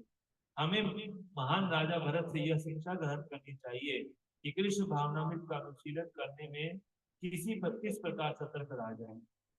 तो हमें भी ये शिक्षा लेनी चाहिए। क्या शिक्षा लेनी चाहिए महाराज भरत के जीवन से, कि कृष्ण भावनामृत के अनुशीलन में हमें कैसे सतर्क रहना है। जैसे भरत महाराज हिरण के प्रति आकर्षित हो गए हैं ना, हिरण एक तुच्छ जीव है। भरत महाराज तो हाथी घोड़े सब त्याग के आए थे, कई हजारों हाथी त्याग दिए थे, घोड़े भी त्याग दिए थे, हैं, साम्राज्य त्याग दिया था, रुपया पैसा धन दौलत शक्ति सब है। लेकिन हिरण क्या थे, हिरण तो कुछ भी नहीं था। हिरण के प्रति आसक्ति होगी तो उसी तरह से एक भक्त जो है, यद्यपि इतनी मुश्किल से वो भक्ति पथ पे आया है, गोपाल जी के शरण में आया है ना। कोई भाग्यवान जीव बना है, ब्रह्मांड भागी से कोनो भाग्यवान जीव ये उसको सफलता इस लेवल पे आया है। अब जाके कहीं फंस ना जाए हिरण के चक्कर। हमारा हिरण क्या है, हमारा हिरण है ये स्मार्टफोन। ये हिरण जो है क्या है, स्मार्टफोन है, हिरण ही है। इतना इतना सुनहरा मौका मिला है भक्ति करने का, ये स्मार्टफोन के चक्कर में जो है हम फंस सकते हैं। स्मार्टफोन हिरण है। और भी जिस चीज के प्रति हमको आसक्ति हो जाए, है ना, वो हिरण के समान है। धनम जन्म सुंदरी कविता ये सब हिरण के समान, ठीक है। तो जो भी हमारा बहुत डियर है, माई डियर डियर, तो वो जो हीर जो इतना डियर है, इतना प्यारा है कि उसके कारण हम भक्ति को क्या कर देते हैं, साइड कर देते हैं। भक्ति की में रुकावट आ रही है उसकी वजह से। तो समझ लेना चाहिए कि वो जो हिरन हिरन ही है वो जिसके कारण भक्ति में क्या आ रही है, बाधा आ रही है ना। तो इसलिए उससे हमें क्या कर हो जाना चाहिए, उसको अलग कर देना चाहिए। ये मोबाइल फोन कलयुग में सबसे बड़ा हिरन पे काम कर रहा है, बता रहा हूँ प्रत्येक मन के लिए। ये सारा तक जितना हमारा समय रहता है जो कि साधना में लगने के लिए होता है, वो सारा समय को चूस लेता है ये मोबाइल फोन। इसलिए इस मोबाइल फोन को क्या कर देना चाहिए, स्विच ऑफ करके साइड में रखना चाहिए, तब चैटिंग करना चाहिए और रीडिंग यही करना चाहिए अपना प्रत्येक दिन। और मोबाइल को बहुत सावधानी पूर्वक यूज करना चाहिए, कम से कम, है ना। तो यहाँ पे ये बता रहे हैं कि इस समय थोड़ी सी लापरवाही करने से हमारी भक्ति में बड़ी बाधा पड़ सकती है, थोड़ी सी लापरवाही करने से। किंतु श्री भगवान को समर्पित थोड़ी सी सेवा भी नष्ट नहीं होती। रूपा जी कह रहे हैं कि थोड़ी सी भी सेवा अगर भगवान को समर्पित होती है तो वो नष्ट नहीं होती है। स्वल्पम प्रियस्य धर्मस्य त्रायते महतो विहार। नहीं, थोड़ी सी भी सेवा नष्ट नहीं होती है, तो थोड़ी सी तो प्रभु जी कर दिया हमने, अब तो फ्री हो जाते हैं, नष्ट तो होएगी नहीं, बाकी अगले जन्म में देखेंगे।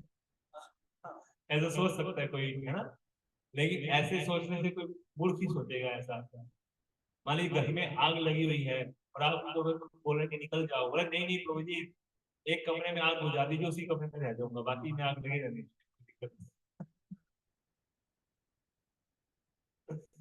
है ना। तो कहने का मतलब है कि थोड़ा सा भक्ति करके थोड़ी सी आग बुझी है और उसी में संतुष्ट हो गए बस, बाकी आग जलने रही है, मेरे को थोड़े अब मेरे को आग से मेरा शरीर जल नहीं रहा है, बस उससे मेरे को संतुष्टि है, बाकी में आग लगे रहने कोई दिक्कत नहीं। फिर आग आ जाएगी वापस, फिर लग जाएगी आग, समझ गए बात। पूर्ण रूप से निकलना है बाहर। भव मां दावाग्नि निर्वापनम, पूर्ण रूप से दावाग्नि का समर्पण, महादावाग्नि का।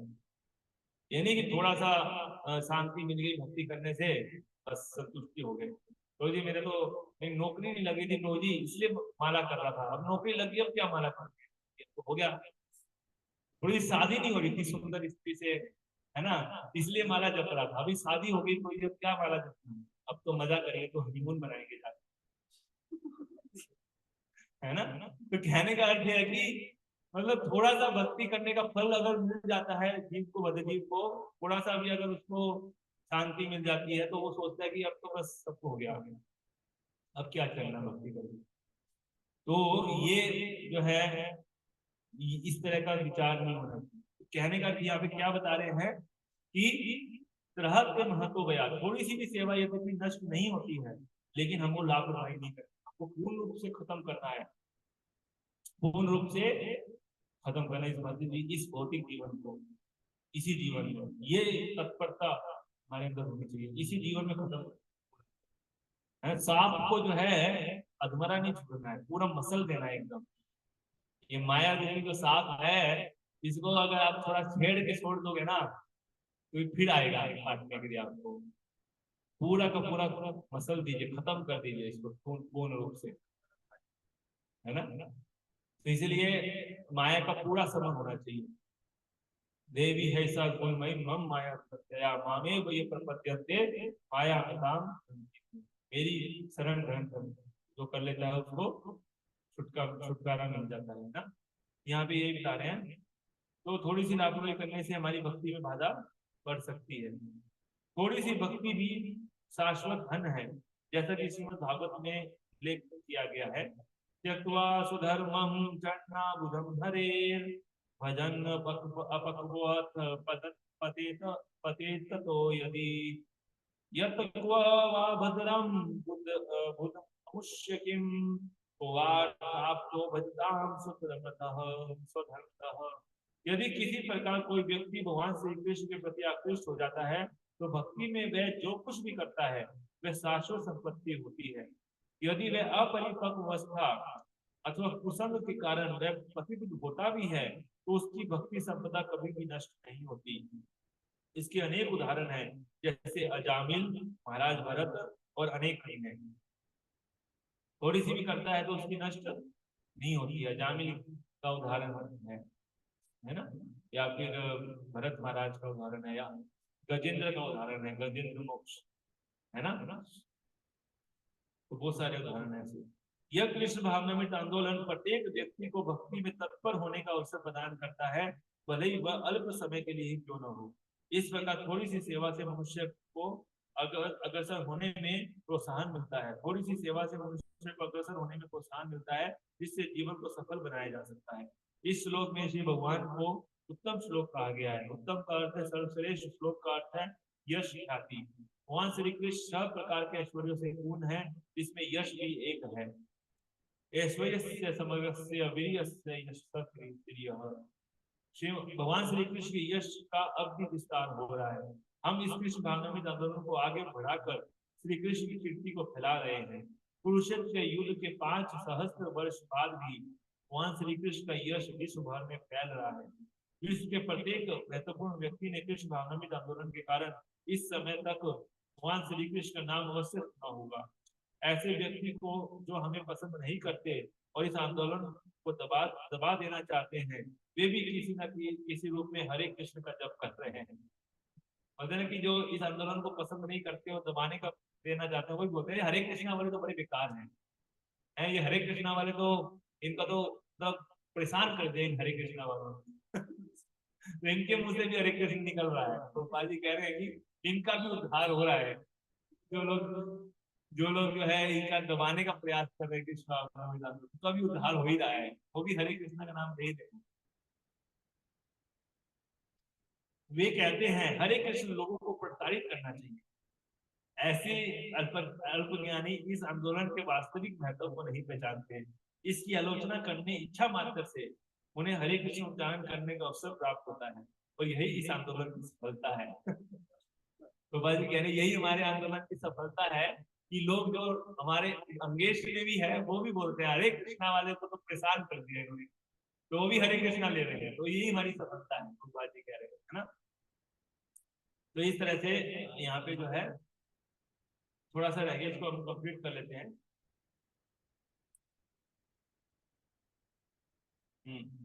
श्री सुखदेव गोस्वामी ने आगे कहा, हे राजन, भरत महाराज के कार्य आश्चर्यजनक है। उन्होंने अपनी प्रत्येक वस्तु का परित्याग कर दिया जो अन्य व्यक्तियों के लिए दुष्कर है। उन्होंने अपना साम्राज्य, पत्नी तथा परिवार त्याग दिया। उनका वैभव इतना प्रबुद्ध था कि देवताओं को भी इससे ईर्ष्या होती थी, किंतु उसका भी उन्होंने परित्याग कर दिया। उनके समान महान पुरुष के लिए महान भक्त होना सर्वथा उचित था। वे प्रत्येक वस्तु का परित्याग कर सके, क्योंकि वे पूर्ण पुरुषोत्तम भगवान श्री कृष्ण के सौंदर्य, ऐश्वर्य, यश, ज्ञान, शक्ति और त्याग के प्रति अत्यंत आकर्षित हुए थे। तो जो भी भक्त अपना सर्वस्व घर बार छोड़ के ब्रह्मचारी बन जाता है ना, तो इसका मतलब वो भरत महाराज के तुल्य है। उसकी तुलना किससे है? भरत महाराज के समान। क्यों? क्योंकि वो भगवान श्री कृष्ण के सौंदर्य, ऐश्वर्य, यश, ज्ञान, शक्ति और त्याग के प्रति आकर्षित हुआ है, तभी कोई छोड़ सकता है। अन्यथा इतना सरल नहीं है अपना घर छोड़ना, अपनी फैमिली छोड़ना, अपने माता पिता को छोड़ना, अपनी नौकरी छोड़ना, अपनी इतना पढ़ाई लिखाई करके भी सब कुछ छोड़ देना है, भोग इंद्रिय भोग की वस्तुएं छोड़ना। ये अगर कोई छोड़ता है, अब देखिए इसको कितने ब्रह्मचारी बनते हैं, ये अगर कोई करता है तो उस वक्त की तुलना जो है भरत महाराज से की जा सकती है। भरत महाराज के समान भक्त है ना। भगवान श्री कृष्ण इतने आकर्षक है कि उनके लिए मनुष्य समस्त इष्ट वस्तुओं का परित्याग कर सकता है। जिनके चित्त श्री भगवान की सेवा के प्रति आकृष्ट है, वे तो मुक्ति को भी कुछ मानते हैं। मुक्ति भी कई भक्त तो ऐसे हैं जो छोड़ तो दिए हैं, छोड़ने के बाद भी वो जो है अब दिन रात उतनी मेहनत करते हैं भगवान गुरु की सेवा में, जितने भौतिकतावादी लोग भी नहीं कर पाएंगे ऐसी मेहनत है ना, पूर्ण रूप से। तो ऐसे भक्त तो मुक्ति को भी करा देते हैं, मुक्ति भी नहीं चाहते, शांति भी नहीं चाहते, यानी कि ओम शांति शांति शांति वो भी नहीं चाहते हैं। और प्रचार युद्ध छेड़ देते हैं माया के खिलाफ, है ना, और प्रचार करते हैं, डांटते हैं बाहर जाके, भले ही मृत्यु आ जाए कोई दिक्कत नहीं, शांति भी नहीं चाहते, मुक्ति को भी कुछ मान लेते हैं, ऐसे बात है ना। जैसे बांग्लादेश में अभी देखिए भक्तों का संघर्ष कर रहे हैं, है ना। वो नरकीय स्थिति तो है, और क्या नरक में तो है, बांग्लादेश में नरक के समान है ना। वहां भी भक्त लोग जो है कृष्ण भावनामृत का प्रचार का युद्ध कर रहे हैं माया के खिलाफ, है माया के प्रकोप। वहां पे मुस्लिम लोग जो है वो कितना प्रकोप ढा रहे हैं वहां पे भक्तों के ऊपर, है ना। कई भक्त लोग फिर भी जो है एकदम लड़ रहे हैं, हिम्मत नहीं हार रहे हैं, नहीं सोचे तो चलो यहाँ से निकल जाते कहीं और अच्छी परिस्थिति में चले जाते। नहीं, गुरु ने बोला है वहां रहना है तो वहां रह रहे हैं, वहां रह के संघर्ष कर रहे हैं। तो ऐसे भक्तों का परम धाम में जाना निश्चित है, जाएंगे जाएंगे परम धाम। क्यों? गुरु की सेवा के लिए इतना कष्ट, यदि वो चाहे तो कोई मना थोड़ी करेगा, तुरंत आ जाएंगे, ऐसी जगह पे जाके रह सकते हैं आराम से, जहाँ पे कोई टेंशन ना हो। लेकिन वो वहां पे संघर्ष कर रहे हैं, हमारे नहीं जा रहे। क्यों क्यों नहीं छोड़ रहे हैं? क्योंकि उनको गुरु की सेवा के प्रति तीव्र लालसा है, गुरु की सेवा के प्रति आकर्षण। इसे कठिन परिस्थितियों में भी माया के साथ संघर्ष कर रहे हैं, है ना। ऐसे भक्त जाएंगे भगवत धाम, क्योंकि कोई भगवत धाम जाने जरूरत नहीं। जो भी भक्त गुरु की सेवा के लिए कष्ट उठा रहा है और गुरु को प्रसन्न करने का प्रयास कर रहा है, जो गुरु के लिए ही दिन रात जीवन जी रहा है, ऐसे भक्त को भगवत धाम जाना सुनिश्चित है, वो जाएगा भक्त, है ना। तो इस प्रकार से तात्पर्य थोड़ा पढ़ते इसका। इस श्लोक से श्री कृष्ण की सर्व आकर्षता की पुष्टि होती है। महाराज भरत भगवान श्री कृष्ण के प्रति इतने आकर्षित थे कि उन्होंने अपना समस्त भौतिक वैभव त्याग दिया, जबकि सामान्य भौतिकतावादी मनुष्य ऐसे वैभव के द्वारा आकर्षित होते हैं, है ना। तो सांसारिक लोग तो बड़े आकर्षित होते हैं, लेकिन भक्त लोग ऐसे वैभव को त्याग देते हैं। अतो गृह क्षेत्र सुताप्त वित्तैर जनस्य मोहो हमेति। हर प्राणी अपनी देह, घर, संपत्ति, संतान और संपत्ति, जन और ऐश्वर्य के प्रति आसक्त होता है। इस प्रकार जीवन के प्रति मनुष्य का मोह बढ़ता जाता है और वह मैं हूँ, यह मेरा है, इस संदर्भ में सोचता है। प्रत्येक भौतिक वस्तुओं के प्रति आकर्षण मोहजनित है। भौतिक वस्तुओं के प्रति आकर्षित होने में कोई लाभ नहीं है, क्योंकि इससे बदली इधर उधर भटकता है। उसी का जीवन सफल है जो भगवान श्री कृष्ण की शक्ति, सुंदरता, लीलाओं से आकर्षित होकर उन्हीं में मग्न हो जाता है, जैसा कि श्रीमद् भागवत के दशम स्कंद में वर्णित है। मायावादी भगवान श्री कृष्ण के साथ तदाकार होना चाहते हैं, किंतु भगवान श्री कृष्ण तदाकार होने की इच्छा से कई अधिक आकर्षक है। अब शब्द का अर्थ है इस भौतिक जगत में पुनः जन्म न लेना। भक्त को इसकी चिंता नहीं रहती कि उसका पुनः जन्म होने वाला है नहीं, वह तो प्रत्येक दशा में श्री भगवान की सेवा मात्र से संतुष्ट रहता है। यही वास्तविक मुक्ति है। तो वो जो है ये नहीं सोचता कि मेरे को जन्म मृत्यु के चक्र से मुक्ति मिले, भक्त कभी नहीं सोचता ये। वो तो चाहता है कि मेरे को सेवा में लगा रहूं, चाहे भले ही जन्म जन्मांतर मम जन्मनि जन्मनीश्वरे भवतात् भक्तिर्हेतुकी, है ना। तो उसको जन्म जन्मांतर की चिंता नहीं रहती संसार में रहने की, है ना, लेकिन सेवा में लगे रहे। ईशा इहा हरिदास से कर्मनाम सा गिरा निखिलास्व अपयावस्थासु जीवन मुक्त स उच्यते। जो मन वचन और कर्म से भगवान श्री कृष्ण की सेवा करता है वह इस भौतिक जगत में रहते हुए भी जीवन मुक्त है ना। जो व्यक्ति निरंतर श्री भगवान की सेवा का इच्छुक है वह अन्य व्यक्तियों को यह विश्वास दिलाने में रुचि रखता है कि पूर्ण पुरुषोत्तम भगवान है और पूर्ण पुरुषोत्तम भगवान श्री कृष्ण ही है। मतलब जो भगवान की सेवा करने का इच्छुक है निरंतर, तो जो व्यक्ति निरंतर भगवान की सेवा करने का इच्छुक है श्री कृष्ण की, वह अन्य व्यक्तियों को यह विश्वास दिलाने में रुचि रखता है कि भगवान है, पूर्ण पुरुषोत्तम भगवान है और वो भगवान श्री कृष्ण ही है, पूर्ण पुरुषोत्तम भगवान। लोग कन्विंस करता है इसके लिए। इसे शिला प्रभुपाद जी देखिए अमेरिका जाके जहां भी लेक्चर देने का प्रभुपाद जी एकदम एंथुसियास्टिकली बोलते थे, Krishna is the supreme personality of God head. तो प्रभुपाद जी जो है हर जगह कृष्ण को जो है परम भगवान के रूप में स्थापित करते हैं हर जगह, और भगवान है इसका भी लॉजिकली साइंटिफिकली प्रूफ करते थे उसको। हमें भी भक्त को तब होना चाहिए एक भक्त को ये प्रूव करने में कि कैसे भगवान है। कोई अगर नास्तिक व्यक्ति आपके पास आ जाए बोले नहीं है भगवान, उसको आप प्रूव कर दो या तो वो आपके सामने से चला जाए मुंडी नीचे करके, या वो हार मान ले। वो ऐसा ऐसा नहीं होना कि आप ही हार गए उससे, आप ही को कन्विंस नहीं है कि कृष्ण है कि नहीं है, तो भक्ति क्या करेंगे। तो भक्तों कम से कम कन्विंस खुद भी होना चाहिए और करने का भी आना चाहिए कि कैसे कृष्ण है, कैसे भगवान है, और है भी, और परम भगवान कृष्ण ही है और कोई नहीं है, ये कन्विंस करना आना चाहिए आपको, तभी वास्तव में उसकी भक्ति आगे बढ़ेगी। अगर वो कन्विंस नहीं कर सकता दूसरों को, तो उसकी भक्ति कभी आगे नहीं बढ़ेगी। वो जो है हमेशा कनिष्ठ अधिकारी है, मध्यम के स्तर पे कभी नहीं आ पाएगा, मध्यम मध्यम अधिकारी नहीं बन पाएगा। कनिष्ठ अधिकारी का मतलब नया भक्ति रहेगा, वो हमेशा उसका उसकी जो फेथ है, उसकी श्रद्धा हमेशा कमजोर रहेगी, कोई भी विकट परिस्थिति में वो डिग जाएगा, भक्ति से दूर हो जाएगा, क्योंकि वो दूसरे को कन्विंस नहीं कर पा रहा है, बैटरी कम रहेगी 10%। तो चार्जर तुरंत लगाइए मेरा। यहाँ पे बस ये खत्म हो गया, यहाँ पे लास्ट है कि जो व्यक्ति निरंतर भगवान की सेवा का इच्छुक है, उसे अन्य व्यक्तियों के विश्वास दिलाने में रुचि रखता है कि भगवान है और पूर्ण पुरुषोत्तम भगवान श्री कृष्ण ही है। यही उसकी महत्वाकांक्षा होती है, यही एकमात्र उसकी इच्छा होती है कि कृष्ण को कैसे मैं स्थापित करूं पूरे दुनिया में, हर जगह कृष्ण के लोग भक्ति करें, यही उसकी महत्वाकांक्षा होती है, और उसको कुछ नहीं चाहिए। उसे इसकी चिंता नहीं होती कि वह स्वर्ग में है कि नरक में है। यही उत्तम श्लोक लालसा कहलाती है, यही वास्तव में क्या कहलाता है, उत्तम श्लोक लालसा। ठीक है, यहीं पर हम विराम देंगे। आज का हमने 44 नंबर तक पढ़ा, श्लोक तक। किसी कोई प्रश्न है इसमें तो आप पूछ सकते हैं, ऑनलाइन में भी किसी कोई प्रश्न हो जहां जब हमने चर्चा किया है, किसी कोई प्रश्न है अपने हैंड रेज कर सकते हैं ऑनलाइन।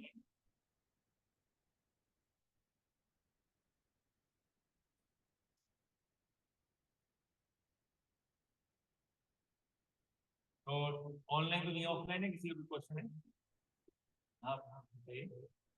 मतलब ब्रह्मांड में बोलो भाग्यवान जी, गुरु कृष्ण प्रसादी पर भक्ति लता किस करके बोला जाता है, स्लोगन करके। तो हमारे मतलब बोला भी जाता है कृष्ण प्रेम हमारे अंदर में सुप्त अवस्था में है, गुरु हमको कैसे पीस दीजिए, मतलब पहले से हमारे पास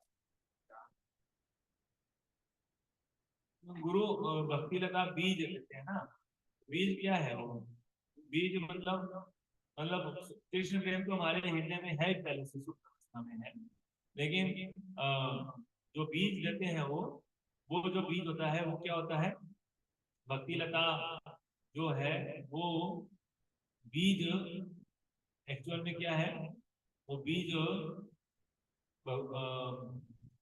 औषधि है इस प्रकार की, है ना। जैसे जैसे मान लीजिए अगर अंदर सुप्त अवस्था में कुछ जागृत भी तो करना है, तो जागृत कैसे होगा, वो सुप्त अवस्था वाला जो कृष्ण प्रेम को जागृत कैसे होगा, तो ऊपर से कुछ डालना पड़ेगा तभी तो जागृत होगा, है ना। तो ऊपर से जो डालते हैं, गुरु क्या डालते हैं, बीज डालते हैं, ताकि वहां पे फिर जब उसको सींचा जाता है तो वो फिर वापस से जो है भक्ति लता हमको आगे बढ़ती है ना। तो कहने का क्या है कि कृष्ण प्रेम पहले से ही है प्रत्येक जीव के हृदय में, लेकिन फिर भी जो इंस्ट्रक्शन है, जो गुरु के इंस्ट्रक्शन जो होते हैं वही बीच का काम करती है। इंस्ट्रक्शन मतलब जैसे गुरु बोलते हैं आपको 16 माला का जप करना चाहिए, तो वो इंस्ट्रक्शन है, और मंत्र हरे कृष्ण मंत्र का जप करो, तो गुरु ने उसमें शक्ति डाल दी है। हरे कृष्ण मंत्र लेना से वैसे ही शक्तिशाली है, लेकिन जब गुरु ने उसमें बोल दिया तो और ज्यादा शक्तिशाली होगी, और वो जब बोल दिए गुरु ने दे दिया शक्तिशाली मंत्र, और अब उसको हम करेंगे, इंस्ट्रक्शन को फॉलो करेंगे, तो ये एक प्रकार का मेडिसिन की तरह कार्य करेगा, और जो सुप्त कृष्ण प्रेम है वो तेजी से जागृत हो जाएगा, है ना। तो ऐसे नहीं हो पाएगा सुप्त प्रेम की जागृत, उसके लिए जो है स्पेशल पावर चाहिए, पोटेंसी चाहिए, गुरु की कृपा चाहिए, गुरु की पोटेंसी से वो फिर से उभर के आता है ना। जैसे कि पानी जो है जमीन में है, लेकिन कई बार हेडपंप चलाते हुए चलता नहीं, क्यों, क्योंकि बीच में एयर आ जाता है। अब आपको ऊपर से पानी को प्रेशर से डालना पड़ता है, तब जाके पानी निकलने का नीचे से, है ना। तो जो कृपा है गुरु की, उसके अंदर इतनी पोटेंसी है कि हमारे सुप्त कृष्ण प्रेम को जागृत करेगी। अदरवाइज हम अपने प्रयास से अपने सुप्त कृष्ण प्रेम को जागृत नहीं कर सकते, संभव नहीं। हमारे प्रयास में उतनी शक्ति नहीं।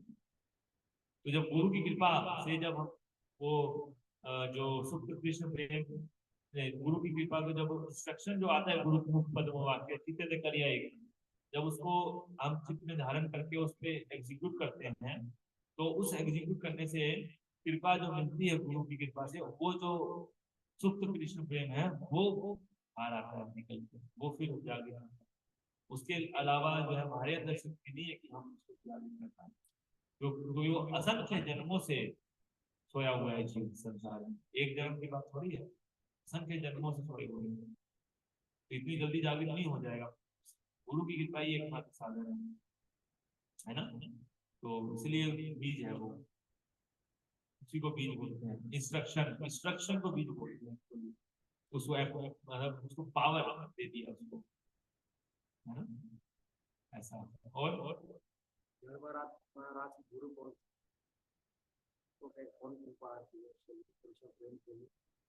जड़ भरत जो है वो भागवतम में जो है इस बारे में नहीं बताया गया कि किससे भरत महाराज ने किन से शिक्षा ली है। किसी ने शिक्षा लेके भक्ति में जीवन में आगे बढ़े होंगे, कोई तो उनके गुरु होंगे, लेकिन हमें चेक करना पड़ेगा, पुराणों में भी होगा कि कहाँ कौन उनके गुरु थे, है ना। लेकिन इसमें नहीं बताया गया श्रीमद् भागवतम में कौन उनके गुरु थे, लेकिन गुरु थे। तभी तो बिना गुरु के मार्गदर्शन के बिना ध्यान आगे नहीं बढ़ सकता, ठीक है। और वो भरत महाराज पहले जीवन में उनके गुरु थे, है ना। उसके बाद जैसे विराट बने, अगली बार जब वो लेकिन यद्यपि शरीर बदल रहा है, लेकिन व्यक्ति तो वही है ना, आत्मा तो वही है। उनको तो इतना उनकी शून्य नहीं, उनको तो पूरा याद है। अपना भरत महाराज का जीवन काल भी याद है, उनको हिरण वाला भी याद है, जड़ भरत का भी उनको पूर्व जन्म याद है। तो इनको पुनः दोबारा गुरु बनाने की आवश्यकता नहीं पड़ेगी, ऑलरेडी पहले से ही शिक्षा ले रखी है, वही गुरु है। जैसे हमने गुरुपाद के चरणों में शिक्षा ले रखी है, अगर जीवन भर हम गुरुपाद के चरणों में अगर स्थान प्राप्त रहते हुए सेवा करेंगे और फिर दोबारा जन्म भी होगा, तो दोबारा जब जन्म होगा तो उसमें ऐसा नहीं कि हमारा कनेक्शन होगा गुरुपाद से, पहले से कनेक्शन होगा, और बहुत जल्द हमें दोबारा से भगवान को पाएंगे इसी परंपरा में।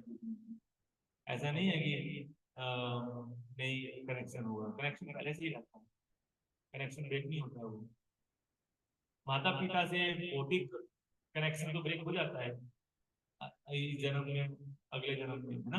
तो एक इनके जैसे समुद्र में लहरों में आ रहे हैं, थोड़ी देर के लिए जुड़ते हैं, फिर लहर आकर बिखर जाते हैं। तो ये हमारे जो शरीर का जो संबंध होता है माता पिता का, रिलेटिव्स का, बंधुओं का, ये संबंध तो टेम्पररी होता है, ये तो जन्म जन्मांतर बदलते रहते हैं, है ना। लेकिन जो गुरु से जो संबंध होता है हमारा, वो कभी नहीं बदलता है, वो शाश्वत होता है। कि गुरु एक बार आपने स्वीकार कर लिया, उनसे जो संबंध है वो शाश्वत होता है, वो खत्म नहीं होता मृत्यु के उपरांत। जन्म जन्मांतर तक गुरु जो है वो अपने शिष्य को किसी न किसी प्रकार भगवत ले जाने के लिए उसकी जिम्मेदारी रहती है, वो जिम्मेदारी को लिया हुआ है। हमें इतना खराब विषय नहीं बनना चाहिए कि हम गुरु को कष्ट दे रहे हैं, उन्हें विवश कर रहे हैं कि वो आए हमको लेने के लिए यहाँ पर इस जराधाम पे, है ना। क्यों आए वो भगवान की सेवा में लगे हुए हैं, क्यों हमको इतना कष्ट दे। हमें गुरु से भी भक्त बन के इसी जीवन में उनको की सेवा करनी चाहिए, ना कि उनसे अपनी सेवा करवानी चाहिए। यदि भी गुरु तैयार रहते हैं सेवा करने के लिए, हमें हमें एक ऐसा शिष्य नहीं बनना कि गुरु हमारी सेवा करे, गुरु हमारी चिंता कर रहे हैं, हमें गुरु की बात की चिंता नहीं है। ऐसा से ऐसा मूर्ख शिष्य नहीं बनना चाहिए हमको, है ना। तो गुरु भोगी या गुरु द्रोही नहीं बनना चाहिए, हमें क्या बनना चाहिए, गुरु सेवी भक्त बनना है, ठीक है। जो बिना मांगे देता है, तो गुरु को बोलना भी नहीं पड़ता है। श्री चैतन्य मनोभीष्ट को जानता है गुरु की, कि गुरु क्या चाहते हैं, मनोभीष्ट को समझ के सेवा करते हैं। श्री चैतन्य मनोभीष्टम स्थापितम। रूप गोस्वामी ने क्या किया, पूरी दुनिया में भक्ति का प्रचार किया। चैतन्य महाप्रभु ने ज्यादा लंबा शिक्षा नहीं दिए थे, केवल मात्र कितने दिन की, 10 दिन की शिक्षा दिए थे बस, और उसी में पूरी दुनिया में स्थापित कर दिया कृष्ण भावना आंदोलन रूप गोस्वामी ने। क्योंकि मनोभीष्ट को समझ सकते थे चैतन्य महाप्रभु के, गुरु के मनोभीष्ट को।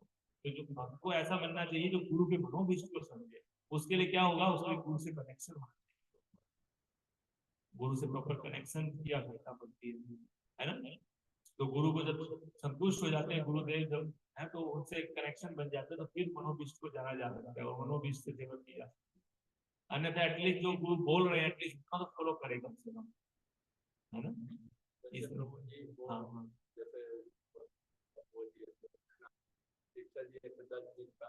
तो लगातार दे रहे हैं 24 के 24।